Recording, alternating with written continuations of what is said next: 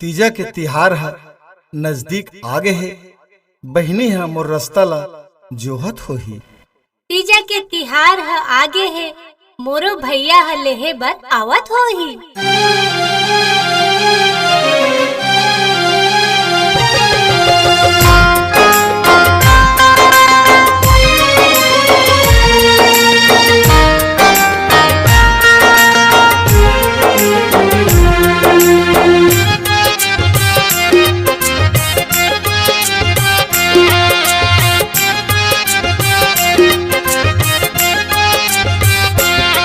तोल ले लया हूँ बहनी, तोल ले लया हूँ, तोल ले लया हूँ बहनी, तोल ले लया हूँ।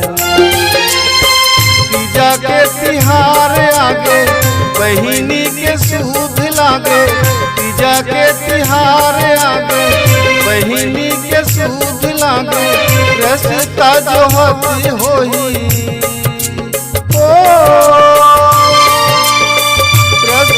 जो होती होही दरिया के पार ले।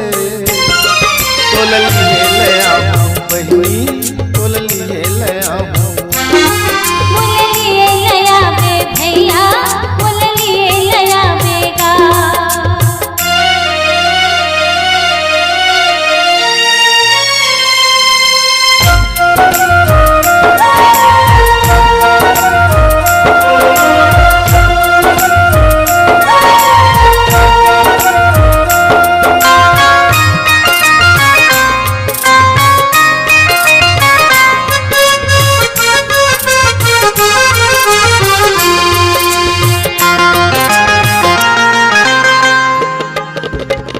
मुड़मा गठरी हाथ में झोला रोटी धर के आऊं, आही तोर पापन हूँ बहनी तोला लेवा के लाऊं।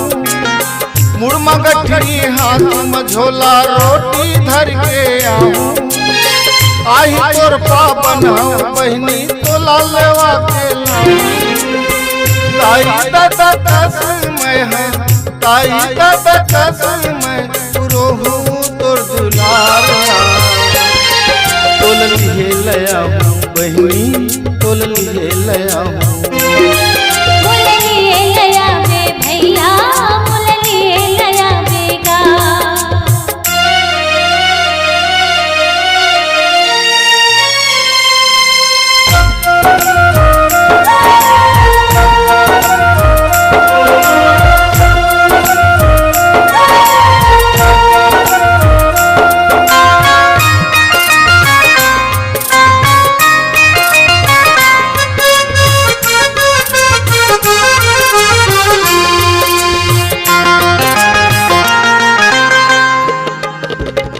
कोनो दिन मैं मरहर जाऊं जन छोड़ के मोर दुआरी, रही तोरे भौजी भतीजा करही तोर चिन्हारी।